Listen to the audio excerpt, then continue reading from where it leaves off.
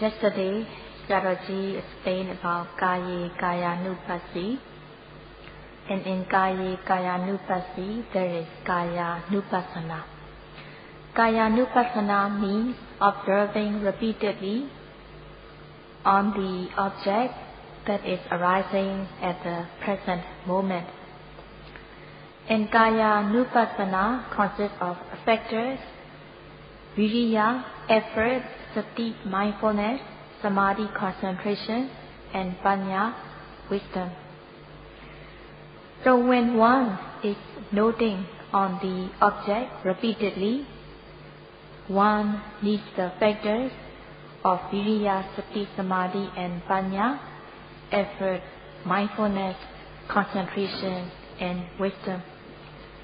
Here, Panya is mentioned in the name of Sampajanya, which means knowledge. When one is practicing, one also needs to apply the jhanic factors of Vitakka and Vichara, but it is not explained here because one may get mixed up. In order to note the presently arising object repeatedly, in order to develop Kaya-Nupassana, one needs to exert ardent effort. One needs to exert ardent effort so that one can note the presently arising object, such as rising and falling of the abdomen. The effort that is exerted should not be ordinary, but it should be diligent effort, ardent effort, so that one can note the object repeatedly. In the word Anupassana, Anu means repeatedly, over and over again, and Passana means to observe. When noting the presently arising object, one should exert ardent effort so that the noting mind will reach the object of meditation and the noting mind sticks onto the object, and thus Satipatthana will be developed. In the word Satipatthana, Patthana means closely established.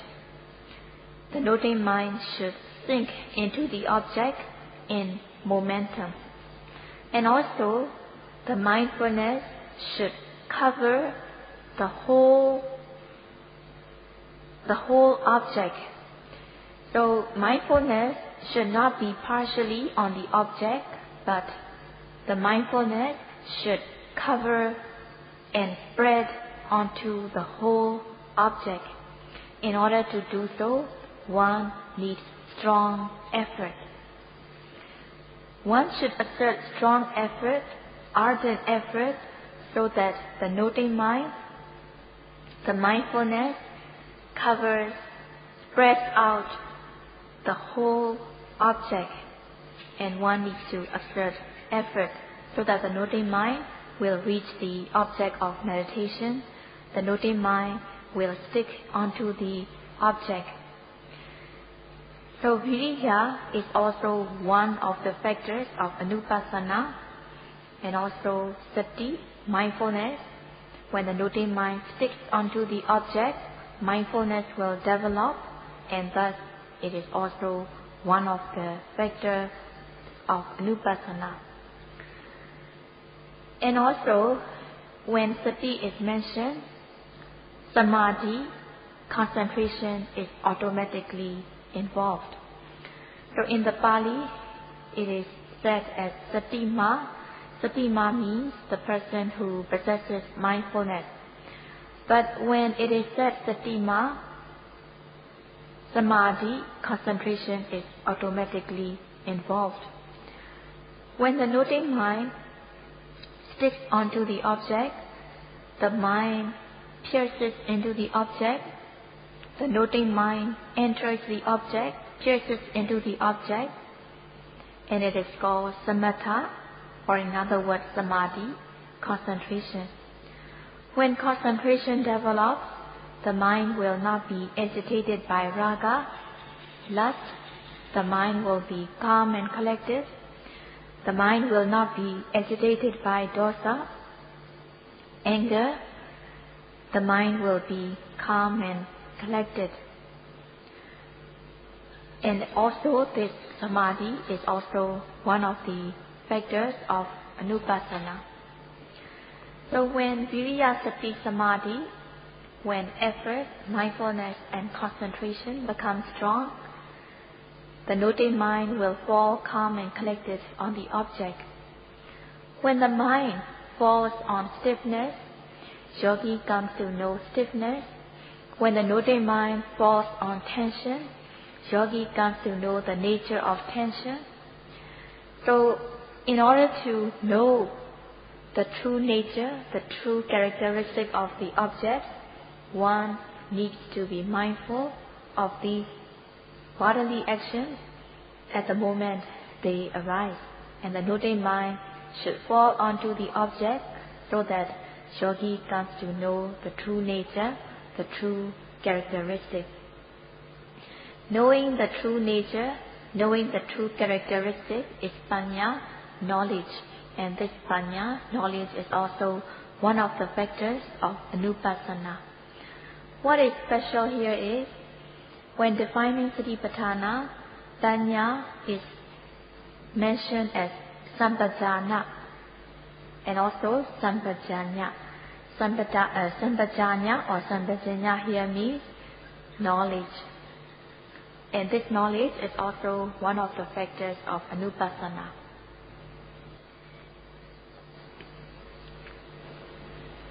In order that the noting mind should reach the object of arising objects, one needs to exert ardent effort. Because of exerting ardent effort, sustained mindfulness will develop, and due to sustained mindfulness, collectedness of mind, samadhi, concentration will develop, and it is called khanika samadhi, momentary concentration. This momentary concentration is not connected with samatha, but it is connected with vipassana. And by practicing, one comes to know distinctly, clearly on these bodily objects, and thus there will be sampajanya, clear comprehension, which is knowledge. At the beginning of the practice, even though the yogi is guided, advised to note the object rising and falling of the abdomen, at the beginning of the practice, beginner yogi is not able to note rising, falling. Even if his or her mind falls on rising, falling, at times yogi only knows form or shape of the abdomen, and at times yogi only knows mode or manner of movement. If that happens, if the yogi only knows form or shape of the abdomen or mode or manner of moving, yogi is knowing paññati, concept, and it is not the true nature. When one gains momentum in the practice, yogi will see the true nature clearly, distinctly, and it is not mixed with the concepts of form or shape or manner. But the yogi will come to know the true nature of stiffness, tension, movement clearly and distinctly. When one viriya sati samadhi, effort, mindfulness and concentration becomes strong, the noting mind will be very close with the object, and thus yogi comes to know the nature in a clear-cut way, and thus panya, knowledge, developed. At first, yogi thinks that there is only one rising, but when one develops knowledge, yogi comes to know that in one rising of the abdomen, there are layers and layers, segments and segments. When the yogi comes to see distinctly, layers by layers, segments by segments of rising in one rising of the abdomen, there will be sampajanya, clear comprehension, and it is Anupasana.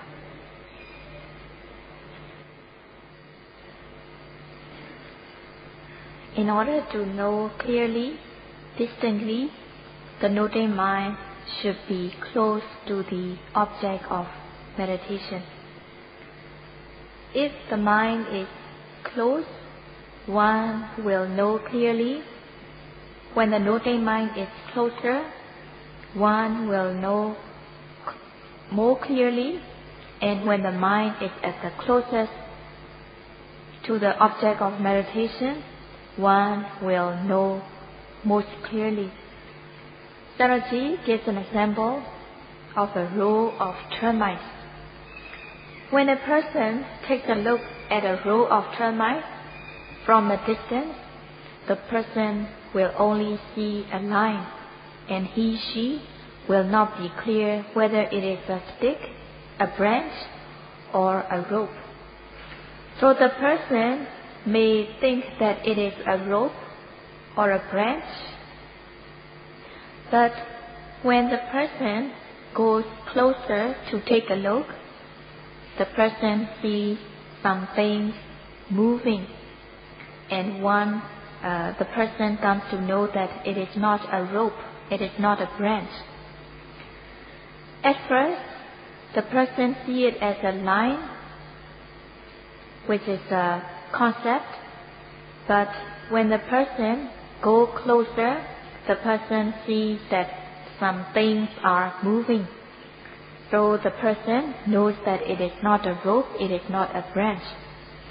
When the person goes even closer, the person sees that 2 or 3 termites and groups are moving one after another. And when the person is at a very close distance to the termite, the person sees each and individual termite moving one after another, which makes up a line or a row of termites. Actually, a row of termites is made up of each individual moving termite, and it is made into a line. Actually, a line or a row, it is just panyati, concept. What is really present are each and individual termites moving. In the same way, rising of the abdomen is also made up of small particles of stiffness, movement, tension, and so on. When one exerts effort in noting the rising of the abdomen, when the mind falls calm and collected on the object, when the noting mind sticks onto the object, when the mind does not run elsewhere but falls calm and collected on the object, yogi sees that there is not only one big rising, but there are layers or segments of rising. When the noting mind is very close with the rising of the abdomen, yogi sees segment by segment, layer by layer of rising, segment by segment, layer or layer of stiffness, tension, movement, and so on. At times, yogis see 5 segments of rising in each big one rising of the abdomen. At times, yogi may see 10 segments or 10 layers of rising in one big rising. In this way, yogi sees layer by layer, segment by segment, or stiffness, tension, movement in the rising of the abdomen, and it is called Attapajjaka. Yogi comes to know through his or her personal experience, and what she comes to know is Paramattha. It is ultimate truth, and it is not paññatti, it is not concept.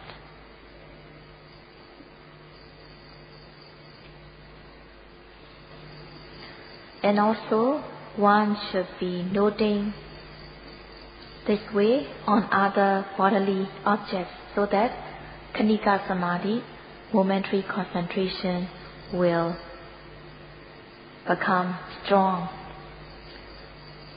By noting the object at the moment of their arising, one can know the true nature. One should be mindful whenever one performs bodily actions such as bending, stretching, turning, lifting, moving, placing, and so on. Whatever object that arises, one should note it right away, so that one will come to know the true nature, true characteristic, which is beyond paññatti, concept. When the mind falls onto stiffness, yogi will know the characteristic, true nature of stiffness. When the noting mind falls on tension, yogis know the true nature of tension. When the mind falls on movement, yogi knows the nature of movement.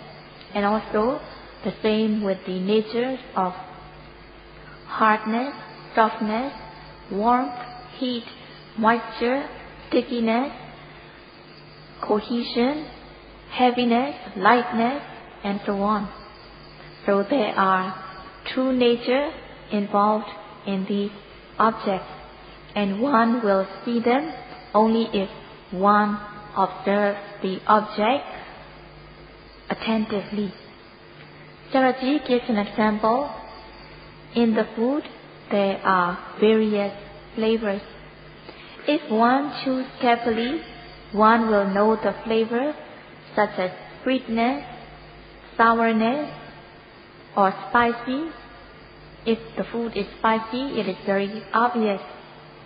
In the same way, objects have their own unique characteristics which are compared to the flavor of food. In every bodily movement, there are the true natures involved, just as every food has its own flavor. That's why it is called sarasa. It means that these objects have their own unique nature, unique characteristics, which are compared to the flavor of food. In other words, it is also called sabhava. Sa here means each individual, and bhava means what really exists. So in these objects, there are unique individual characteristics, and they are different from each other. Sako means one's own, one's individual, and bhava means that exists. So sabhava means the characteristic, one's own unique characteristic that really exists, and each and every object has its own unique characteristics. And when one is being mindful, when one observes the object carefully, one will see the true nature, one will see the true characteristics. And this kind of knowledge, knowing the true nature, the true characteristic, it is not from one's imagination, or it is not learned from books, or it is not learned from teacher, but the knowledge one gains is through his or her true experience of practice.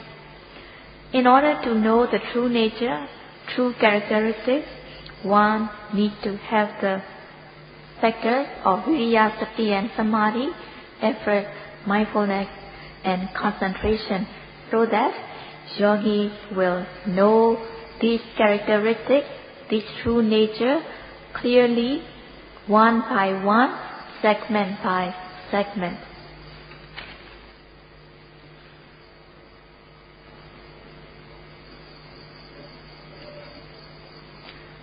In the body, among the four great elements or the four great essentials, stiffness, tension, movement is most prominent. When breathing in and breathing out, when there is rising and falling of the abdomen, or when there is lifting, moving, placing, Vayodhatu, air element, is most prominent as stiffness, tension, movement. When there is rising and falling, stiffness, tension, movement is most prominent, and when one observes carefully, one sees stiffness layer by layer, segment by segment, tension. At times one experiences segment by segment of stiffness. At times one experiences layer by layer, segment by segment of movement. Knowing stiffness, tension and movement, it is Vayodhatu, air element. But at times this Vayodhatu, air element, is experienced together with other elements, other great elements. At times yogi experiences hard and stiff. Hardness is Paṭavi Dhatu, earth element, and stiffness is Vayodhatu, air element. When the yogi experiences hard stiffness, it means that yogi is knowing earth element together with the air element. At times yogi experiences softness, it is also Paṭavi Dhatu, earth element. At times yogi experiences hot tension. Being hot is Tejo Dhatu, temperature element, and stiffness is Paṭavi Dhatu, and stiffness is Vayodhatu, air element. At times yogi experiences cold tension. Coldness is Tejo Dhatu, and tension is Vayodhatu. At times yogi experiences congealing stiffness. Congealing is Apo Dhatu, and stiffness is Vayodhatu, and thus yogi is knowing Apo Dhatu together with Vayodhatu. So in this way, there are four great elements, four great essentials that can be experienced.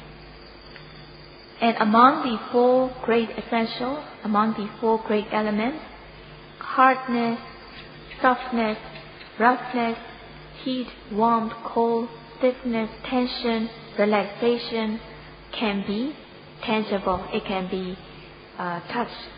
But Apo Dhatu, water element, it is very subtle. One, it is not tangible, but this Apo Dhatu can be experienced together with other three great elements. For example, when one touches water, one cannot, when one feels the cold water, one cannot touch water, but one feels the coldness. And also, when one feels hot water, water cannot be touched, but it is the heat that the person is touching. So in this way, Apo Dhatu, water element, could be experienced only together with the other three great elements. At times, one experiences hard congealing feeling. Hardness is Paṭavi Dhatu, earth element, and congealing is the Apo Dhatu, water element.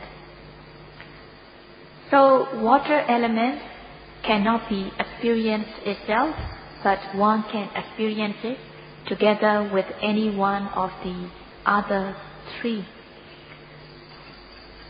And as the yogi practices on, yogi also comes to realize that the nature such as stiffness, tension, warmth, cold, heat, these objects are rupa, materiality, and the noting mind that comes to know these objects are nama, materiality. In this way, yogi comes to discern mind and matter distinctly. When there is rising of the abdomen, there is stiffness, tension, and movement. And there is the noting mind that comes to know the stiffness, movement, and tension. And all this is the knowledge, knowing stiffness, tension, and movement. And also there is another kind of knowledge that arises due to karma, one's deed, and it is very delicate. At the beginning of one's life, there is patisandhika, rebirth linking consciousness, which arises, which is produced by karma, which is produced by one's deed. Rebirth linking consciousness lasts only one moment, and after that there are consciousness that arises due to one's deed, such as seeing, hearing, smelling, tasting, touching, and so on. And also there is another kind of consciousness called bhavanga, which means life continuing consciousness. So in one's life, there are seeing consciousness, hearing consciousness, smelling consciousness, tasting consciousness, touching consciousness, and these are called resultant consciousness. Seeing consciousness, hearing consciousness, such kind of consciousness are resultant consciousness. And when such consciousness are not arising, there is bhavanga, life continuum consciousness that arises. In the example of rising of the abdomen, there is stiffness, movement, tension, which is rupa, and the noting mind, which is nama. And these rupa and nama, materiality and mentality, they are arising at the same time. When there is no mind, if there is no mind, one will not know it as stiff or tense. Only because there is consciousness, only because there is the mind, one knows it as stiff or tense. Knowing mind is nama, mentality. Among these two, materiality and mentality, materiality, rupa, is more prominent. That's why one has to give priority to noting the materiality. Sharaji gives an example. In the text, there are three kinds of elements: receptor element, striker element, and ignition element. In the example of hearing, there is ear sensitivity. Ear sensitivity is the receptor element. So in the ear sensitivity, it has this quality of catching the sound waves, and the sound waves are striker element. When the sound and the hearing consciousness come into contact, on the ear base, there will be hearing consciousness. So in the example of hearing, the ear sensitivity, it is receptor element. sound waves or the sound is striker element. Hearing consciousness is ignition. And in the ear base, the sound and the hearing consciousness come into contact. And this contact is also Dhamma, mentality. And when one hears good sound, there will be good feeling, good hearing feeling, and this good hearing feeling is also mentality. So in this example, the striker element, sound wave, it is materiality. The ear sensitivity, which is receptor, it is also materiality. Hearing consciousness, hearing contact, and hearing feeling is mentality. And Sayadaw also gives the example of being touched by the body. In the body, where the blood circulates, there is body sensitivity. The body sensitivity can accept such as hardness, softness, heat, warmth, cold, and so on. It is the body sensitivity. Body sensitivity permeates the whole body where the blood circulates.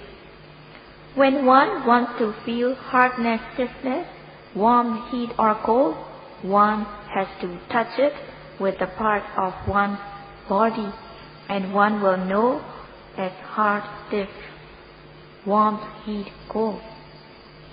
So in the body, there is body sensitivity which can accept tangible objects. This body sensitivity, it is receptor. The other striker, hardness, stiffness, it is also materiality. When one comes into contact with hardness, stiffness, one will know it as hard and stiff. This knowing consciousness is mentality. So in the example of touching, the body sensitivity is the receptor, and the tangible objects such as hardness, stiffness, warmth, heat, cold, it is striker element. Knowing consciousness is ignition element.